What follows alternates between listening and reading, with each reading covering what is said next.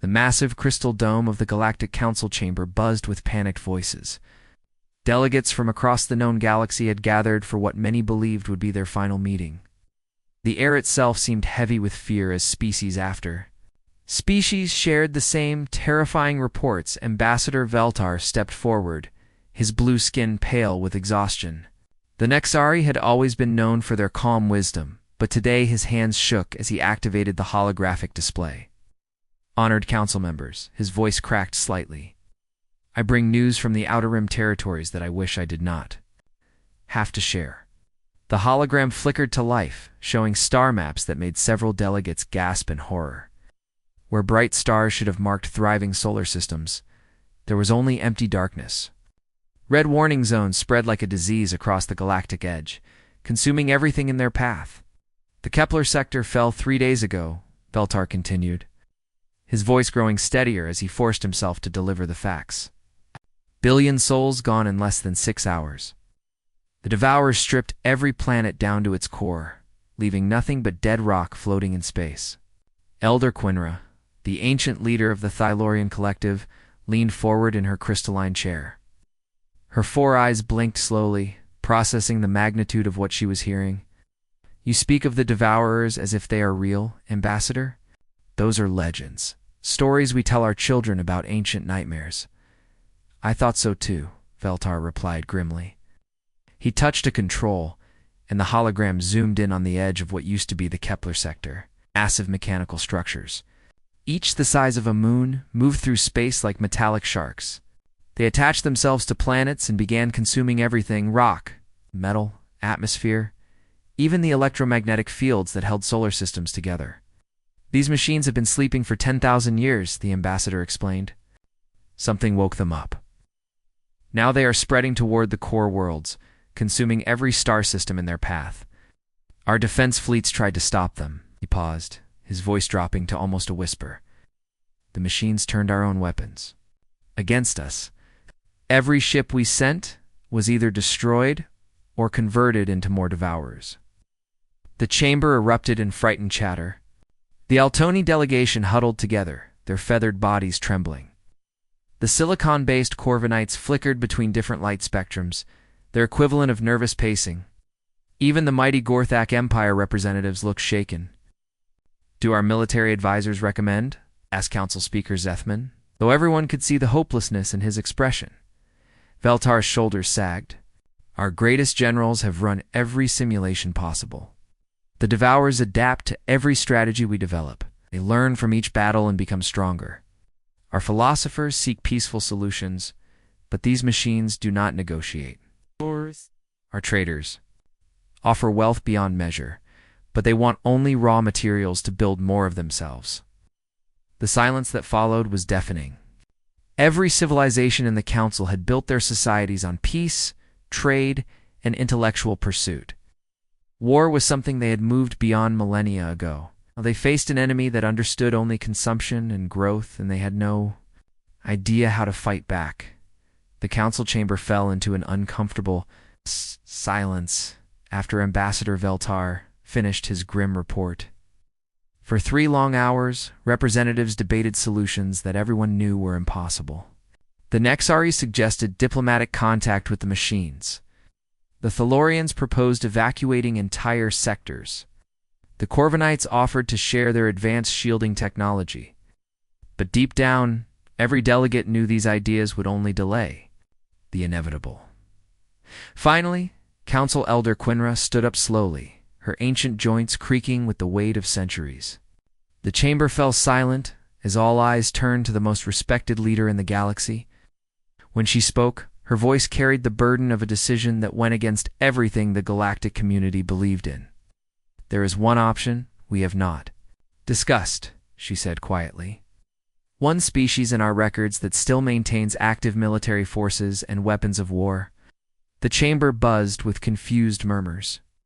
Most civilizations had abandoned warfare thousands of years ago. Elder Quinra activated a small holographic display showing a small blue planet orbiting a yellow star in the outer spiral arm.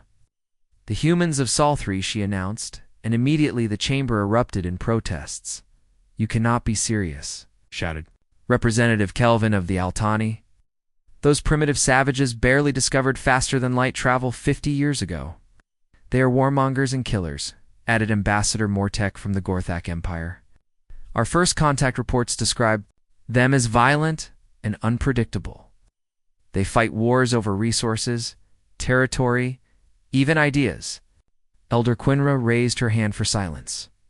Yes, they fight. That is exactly why we need them now. While we spent 10,000 years perfecting art and philosophy, they perfected the art of war. The debate that followed was heated and shameful. Many representatives argued that contacting humans would damage the galaxy's reputation. Others worried that bringing these barbarians into galactic affairs would create more problems than it solved. But as reports continued arriving from the Outer Rim, showing more systems going dark every hour, the desperate truth became clear. Ambassador Thailand volunteered for the distasteful mission, partly out of duty and partly out of curiosity. He had read the human contact files and expected to find a world of crude warriors living in primitive conditions. The journey to Earth took 2 days, and he spent most of that time preparing speeches about the superiority of galactic civilization. What he found shocked him completely. The humans detected his ship while it was still, 3 light hours away from Earth. Instead of panicking or sending threatening messages, they calmly guided him to a massive orbital station that rivaled anything the galaxy's greatest engineers had built. The station bristled with weapons, but they were clearly defensive in nature. Designed to protect rather than conquer, Admiral Jiho met him at the docking bay, and Thailand immediately realized his assumptions were wrong. This was not a savage warlord, but a professional military officer whose tactical knowledge became apparent within minutes of conversation. The human listened to the galaxy's plea with calm attention, asking precise questions about the Devourer's capabilities, their movement patterns, and their weaknesses. "How long do we have, Admiral?" Jiho asked simply. "Perhaps 6 months before they reach the core worlds," Thylon replied. The human nodded once. "Then we begin immediately." Admiral Jiho closed the communication channel with Ambassador Thylon and immediately turned to his senior staff. The main command center of Luna Station buzzed with activity as dozens of officers worked at their stations. But the room fell silent when the Admiral raised his hand. "Ladies and gentlemen, we have a situation," he announced. His voice calm, but carrying the authority that had earned him respect throughout the solar system. "Fleet Commander Mingi, General Taiho, I need you both in the war room immediately, within minutes." The 3 most powerful military leaders in human space gathered around a holographic display, showing the galaxy's outer rim. The red zones marking Devourer territory were spreading like spilled blood across the star map. Fleet. Commander Mingi studied the tactical data with sharp eyes. She had spent 20 years defending Earth's shipping lanes from pirates and hostile aliens. But this was different. "These machines consume everything they touch," she said, tracing the Devourer's path with her finger. "The aliens are calling it unstoppable." General Taiho laughed, but it was not a happy sound. Unstoppable is what they called the Titan-class asteroids we redirected last year. Unstoppable is what they called the solar flares we learned to predict. And shield against, he leaned forward, his weathered face serious. "Admiral, with respect, this is just another engineering problem that needs a kinetic solution." Admiral Jiho nodded approvingly. This was why he trusted these 2 officers above all others. All the galaxy's greatest minds saw an unstoppable force of destruction. His team saw targets that needed to be eliminated efficiently. "Mingi, I want every dreadnought in the fleet ready for deployment within 48 hours, he ordered. "Full combat loadouts, maximum crew complements. These machines adapt to weapons. We'll hit them with so many different types they won't have time to adjust." "Already on it, sir," she replied, her fingers dancing across her tablet as she sent orders to shipyards across the solar system. The Yamato and Bismarck are fully operational. The Washington needs 6 hours for final weapon calibrations. I'm also pulling the Seoul and the Busan from patrol duty in the asteroid belt. General Taiho is studying troop deployment schedules. "My Marines are eager for real action, Admiral. We've been training for hostile alien contact for decades. The 101st Orbital Assault Division can be loaded and ready in 18 hours. The 77th Heavy Combat Engineers are perfect for this kind of mechanical enemy. Ambassador Thylon watched these preparations from the observation deck, his four eyes wide with amazement. In his civilization, a decision like this would require months of committee meetings, philosophical debates, and careful consideration of all peaceful alternatives. The humans had analyzed the threat, made their decision, and begun mobilizing their entire military force in less than 2 hours. Ships throughout the solar system received emergency deployment orders. Crews rushed to their vessels loading ammunition, supplies, and the specialized equipment that human engineers had developed for fighting in hostile environments. Weapons factories that had been producing defensive systems quickly retooled for offensive capabilities. What impressed the alien ambassador most was not just the speed, but the determination. These humans were not afraid of the ancient machines that had terrorized the galaxy. They were angry that innocent civilizations were being destroyed, and that anger was being channeled into cold, professional military action. The stealth frigate Silent Hunter drifted through the debris field that used to be the Kepler sector, its advanced sensors scanning for any sign of the enemy. Captain Huyan kept his voice low as he addressed his bridge crew, even though they were still millions of kilometers away from the nearest Devourer's signature. "Remember, we're here to observe and gather intelligence," he whispered into his headset. "No heroics, no unnecessary risks. Ow. The entire galaxy is counting on the data we collect today." Lieutenant Nari hunched over her sensor station, her eyes glued to the readings that painted a terrifying picture. "Captain, I'm detecting massive energy signatures ahead." The alien reports weren't exaggerating, these things are huge. Through the main view screen, they got their first glimpse of humanity's new enemy.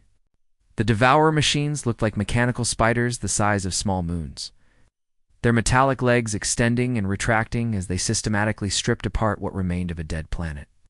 Smaller drone units swarmed around them like angry insects, collecting raw materials and feeding them back to the larger constructs. "My God," whispered Communications Officer Sion Ho. "Look how many there are." Commander Minho moved between the sensor stations, his tactical mind already analyzing what they were seeing. While the rest of the crew felt the natural human response of fear when facing something so massive and alien, his training kicked in immediately. "Nari, I need detailed scans of their movement patterns," he ordered calmly. "Focus on how they coordinate with each other. Every military formation has weaknesses, no matter how advanced." For 3 hours, the Silent Hunter remained hidden while its crew gathered intelligence. They watched the Devourers consume an entire asteroid belt, noting how the machines communicated through electromagnetic pulses and how they prioritized different types of materials. "Captain, I think I found something," Lieutenant Nari called out excitedly. "These machines aren't as smart as the aliens thought. They're following predictable patterns, like a computer program running the same sequence over and over." Commander Minho leaned over her shoulder, studying the tactical display. "Show me their coordination signals." The screen filled with wave patterns representing the electromagnetic communications between Devourer units. To most observers, it would look like random noise. But Commander Minho had spent years studying enemy communication systems, and he immediately spotted the vulnerability. There, he pointed at a recurring frequency spike. Every 12 minutes, they synchronized their operations with a master signal. If we could disrupt that signal at the right moment, they'd lose coordination, Captain Haon finished, a grim smile crossing his face. "Nari, how strong are their individual shields against kinetic weapons?" Lieutenant Nari ran quick calculations on her computer. "Strong against energy weapons, but their armor plating shows stress fractures under sustained physical impact." "Captain, I think these machines were designed to fight enemies who relied on plasma and laser technology." Commander Minho nodded approvingly.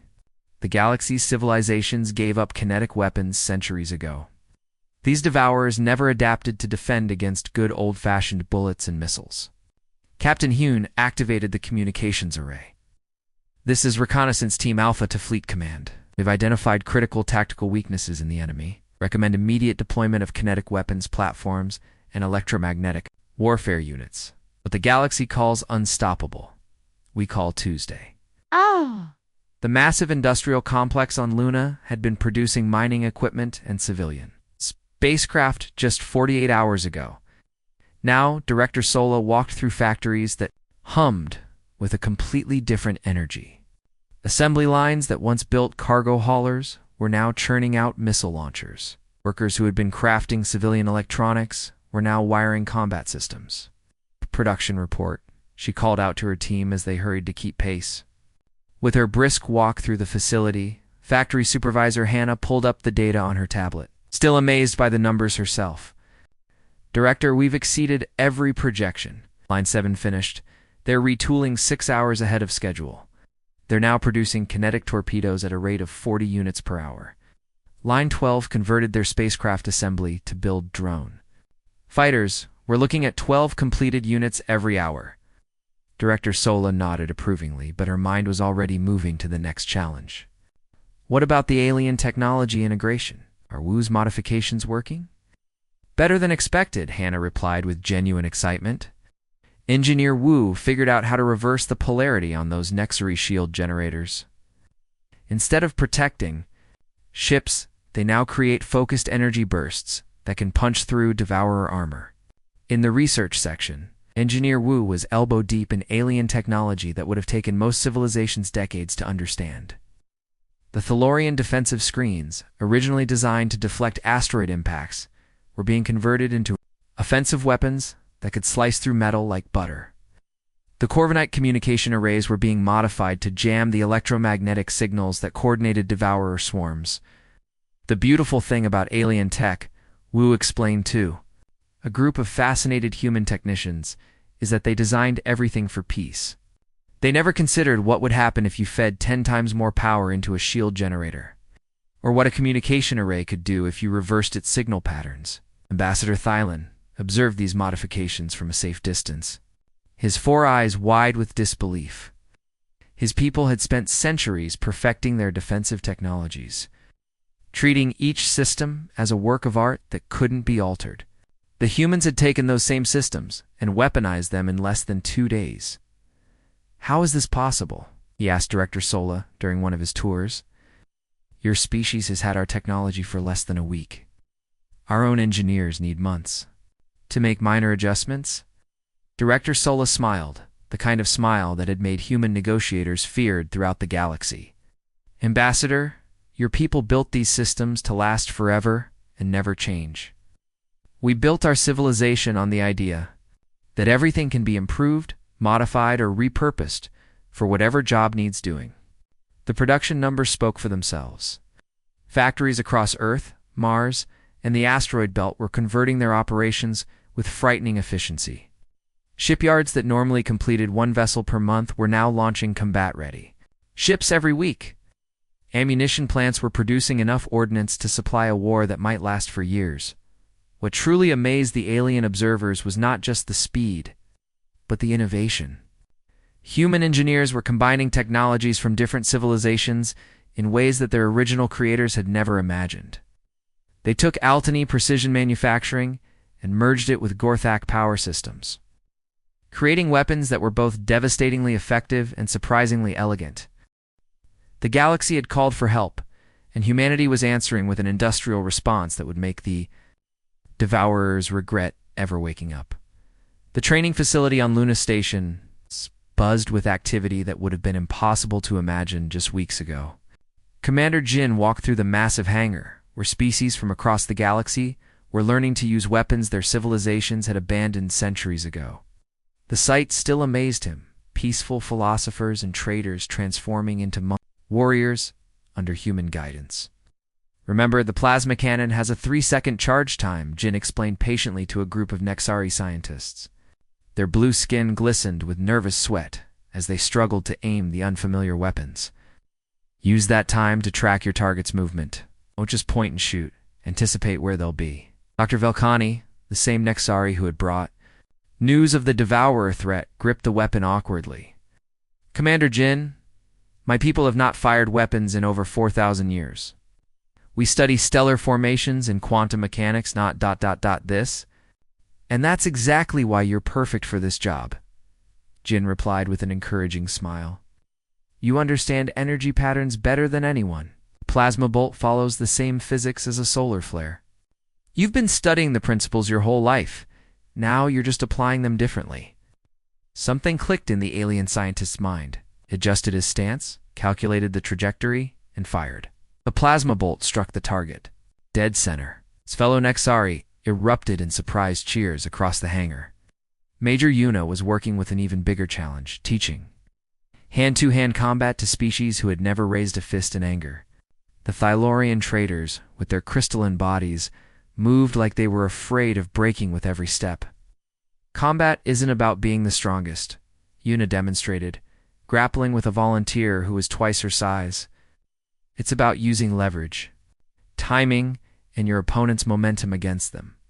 She smoothly flipped the larger alien onto the training mat. Your crystal bodies are actually an advantage. You're harder to injure than you think. The real breakthrough came when the aliens stopped trying to fight like humans and started fighting like themselves. The Eltoni, with their feathered bodies and hollow bones, became exceptional pilots for the new drone fighters. Their natural ability to think in 3 dimensions made them perfect for coordinating aerial attacks. The Corvinites, communicated through light patterns, turned out to be brilliant at electronic warfare. Under human guidance, they learned to devour communication systems and spread false signals that confused the mechanical swarms. You see, Commander Jin explained to Ambassador Thylon during one of his visits. Humans don't just fight wars. We win them by bringing out the best in everyone around us. Your people aren't weak. You just forgot that you could be strong. The transformation was remarkable. Species that had spent millennia avoiding conflict were now volunteering for dangerous missions. Nexari scientists requested to serve as gunners. On human warships, the Lorian traders asked to learn military tactics. Even the peaceful Altani wanted to pilot fighter craft into battle. Major Yuna watched a mixed-species squad practice, coordinated assault techniques. "Commander, I think we're ready," she reported. "These aliens fight differently than us, but they fight just as well. Maybe better. They have something to prove." Commander Jin nodded, proud of what they had accomplished. The galaxy had called for help, and humanity had answered by teaching an entire civilization how to defend itself. The combined fleet dropped out of hyperspace at the edge of the dying solar system, and even the most experienced human commanders felt their breath catch. The Devourer Nexus was unlike anything they had ever encountered, a mechanical construct the size of a small planet, wrapped around the dying star like a metallic parasite. Thousands of smaller machines orbited the main structure, feeding raw stellar material into processing centers that glowed with stolen energy. Admiral Doyon stood on the bridge of the flagship Incheon, studying the tactical displays with calm eyes while alien officers around him struggled to contain their fear. The Nexari captain assigned to his ship was openly trembling as he stared at the massive enemy fortress. "Admiral," the alien whispered, "our combined forces number less than 300 ships. That construct has defensive emplacements that could destroy our entire fleet 10 times over. Perhaps we should reconsider this assault." Admiral Doyen smiled, the same confident expression that had made him famous during the asteroid belt conflicts. "Captain Valtheri, you're looking at this all wrong. You see one massive fortress? I see approximately 10,000 individual targets that need to be eliminated in the correct sequence." Fleet Captain Seok was already positioning the heavy battleships in attack formation, his tactical mind breaking down the assault into manageable phases. "Admiral, the Yamato and Bismarck are in position for the opening bombardment. The Sol is standing by to provide cover fire for the marine insertion craft." "What about our alien allies?" Admiral Doyon asked. "The Nexari science vessels are ready to jam their communication networks," COE reported. "The Thalorian traders volunteered to pilot the supply runs. Apparently they know more about dangerous flying than we gave them credit for. The Oltani squadron leaders are coordinating our drone fighter attacks." Deep in the ship's marine preparation bay, Colonel Sumi addressed her troops with the kind of speech that would become legendary throughout the galaxy. Her Marines, both human and alien, listened with the focused attention of professional soldiers, preparing for the fight of their lives. "Today we face an enemy that has terrorized the galaxy for weeks," she announced, her voice carrying to every corner of the packed hangar. "These machines think they're unstoppable because they've only fought peaceful civilizations. They've never faced Marines who learned to fight in the asteroid belts, who trained in the vacuum of space, who consider impossible odds just another Tuesday. The mixed-species assault teams checked their equipment one final time. Sorry. Adjusted their plasma rifles while Thalorian traders practiced with human-designed breaching charges. The aliens had learned that courage wasn't about not being afraid, it was about doing your job despite the fear. "Colonel," reported Sergeant Minjay, "all teams are ready for deployment. The aliens are nervous, but they're solid. They trust us. To get them through this." Colonel Sumi nodded approvingly. "Then let's show these machines what happens when you threaten the galaxy while humans are watching." Admiral Doyon gave the order that would echo through galactic history. All ships, commence the assault. Today we teach the universe that some things are worth fighting for. The first wave of attacks began at exactly 0800 hours, Galactic Standard Time. Captain Gina's bomber squadron screamed through space toward the massive Devourer construct, their hulls glowing from the heat of the dying star. Behind her flew a mix of human pilots and alien volunteers, all trained in the devastating hit-and-run tactics that had made humanity feared across the galaxy. "Remember, we hit the power distribution nodes first," Gina's voice crackled through the communication system. "Take out their ability to coordinate, then we move to the manufacturing centers. Stay tight, stay fast, and don't give them time to adapt." The Devourer defenses opened fire immediately, filling space with energy beams that could vaporize a ship in seconds. But the human pilots had trained for this, weaving through the defensive fire with the kind of precision flying that came from growing up an asteroid. Fields and nebulous storms, explosions bloomed across the construct's surface as wave after wave of kinetic torpedoes found their targets. The alien-designed weapons, modified by human engineers, punched through armor that had withstood attacks for millennia. Successful hits sent feedback through the Devourer network, causing system failures that cascaded throughout the massive structure. "Direct hit on Power Node 7, reported Lieutenant Deho from his fighter. "Their entire eastern section is going dark." But the Devourers adapted quickly, just as the intelligence reports had warned. Their defensive systems began predicting attack patterns and adjusting their shields. What had worked in the first assault became less effective with each passing minute. Admiral Doyon watched the tactical displays with growing concern. "Captain Gina, conventional weapons are losing effectiveness. Time for Phase 2. That was the signal Sergeant Han had been waiting for. Deep in the belly of the assault transport Busan, he addressed his Marine boarding teams with the kind of calm that only came from years of combat experience. "Gentlemen and aliens," he announced, checking his rifle one last time. "The machines think they're safe inside that fortress. Time to teach them that nowhere is safe when Marines decide to pay a visit." The boarding pods launched like bullets toward the construct's surface, their armored hulls designed to punch through any barrier. Inside each pod, Marines gripped their weapons and prepared for the kind of close-quarters fighting that had made human soldiers legendary throughout the galaxy. Sergeant Han's pod hit the construct's surface with tremendous force, its drilling mechanism boring through layers of alien metal in seconds. The moment the breaching charges cleared the hole he was first through, his plasma rifle cutting down mechanical defenders before they could react. "Move, move, move," he shouted as his team poured into the narrow corridors. The Devourers had built their fortress for machines, not for the kind of brutal infantry combat that humans had perfected over centuries of warfare. Behind him came Nexari, scientists wielding human weapons, Thalorian traders carrying breaching charges, and Altani pilots who had volunteered for ground combat. The galaxy's peaceful species had learned to fight with the ferocity that made humanity famous. And today, they would prove that courage was contagious. The real war had just begun. The final explosion lit up the dying star system like a second sun. Sergeant Han and his Marines had fought their way to the Devourer Nexus core, planting the last of their nuclear charges in the central processing unit. As the massive construct began tearing itself apart from within, evacuation alarms echoed. Through the human fleet, all teams, immediate extraction, Admiral Jeho ordered over the communications network. The chain reaction is spreading faster than our models predicted. Captain Gina's bomber squadrons raced against time, pulling Marines and boarding teams from the collapsing fortress.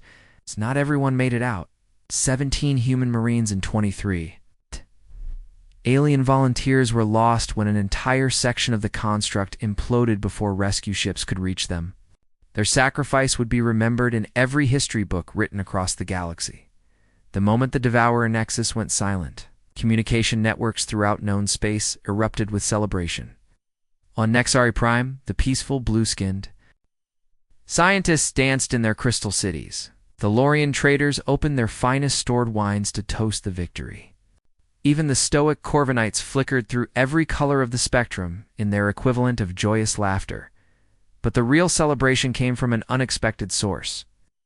The alien crew members who had fought alongside humans sent messages to their homeworlds, describing the courage and determination they had witnessed. Ambassador Thylon, who had originally traveled to Earth expecting to find primitive barbarians, spoke of human tactical brilliance and leadership to anyone who would listen. Admiral Jiho stood on the bridge of the flagship Inchin, watching the celebration broadcasts with mixed emotions. Victory had come at a price, but it had also revealed something important about both humanity and their new galactic neighbors. Admiral Fleet Commander Minji reported, "We're receiving formal requests from 17 different species. They want to establish permanent military cooperation agreements with Earth." More than that, added General Taiho, reviewing the diplomatic messages, "The Galactic Council is offering us a permanent seat and asking us to establish something. They're calling the Human Defense Coalition. They want us to be ready in case something like this ever happens again." Admiral Jiho considered the weight of what was being offered. For decades, humans had been seen as newcomers to galactic civilization, barely tolerated and often dismissed. Now they were being asked to become the galaxy's protectors. "Sir," Communications Officer Doyon interrupted quietly, "there's something else you should hear. We're monitoring civilian channels across the galaxy, and there's a phrase that keeps coming up in different languages." "What phrase?" the Admiral asked. "Send the humans, sir. Whenever someone mentions a problem that seems impossible to solve, someone else responds with 'send the humans.' It's become synonymous with hope." Admiral Jiho smiled, understanding the responsibility that now rested on humanity's shoulders. They had answered the galaxy's cry for help with firepower, but they had given their new neighbors something even more valuable, the knowledge that no problem was truly unsolvable when people stood together. The age of human protection had begun.